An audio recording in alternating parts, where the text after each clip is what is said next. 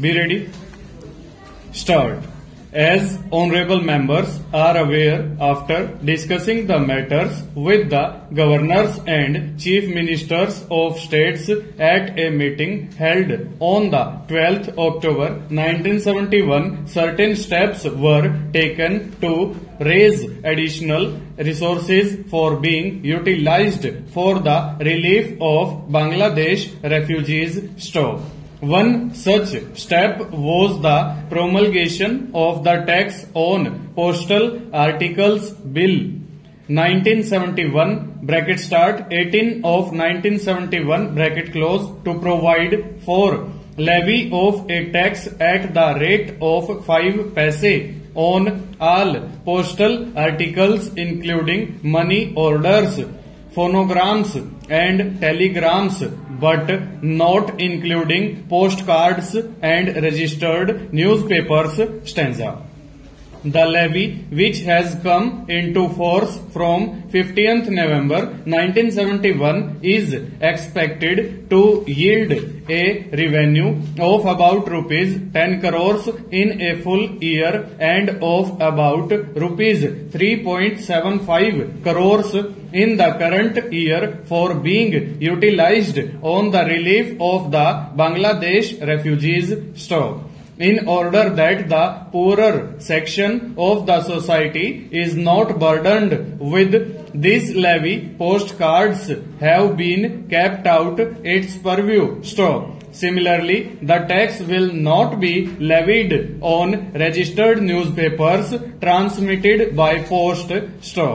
Keeping in view the concession in respect of postage available to our defense forces, exemption from tax has also been allowed on the transmission of forces letters, green envelopes and money orders up to rupees 30 per month by Defence Services by issues of a notification under Section 4 of the bill. This tax will be collected by the postal authorities along with the postage fees or other charges payable in respect of postal articles. As such, no difficulty is likely to be experienced in the matter of collection of this tax. It becomes necessary to impose this levy through a bill for the following reasons. Parliament was not then in session.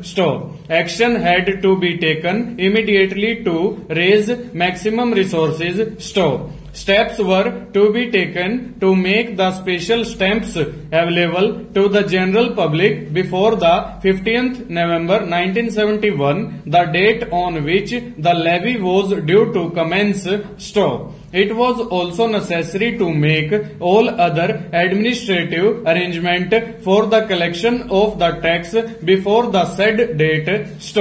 The date of effect of the levy had to be kept as 15th November 1971 and preparatory steps referred to above were necessary to avoid inconvenience to public.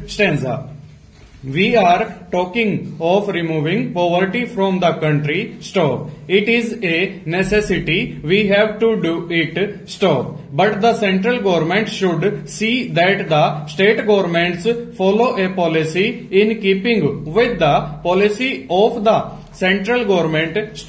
They should be made to see that land is given to the landless, that the children of poor people up to the age of 14 are given to the poor.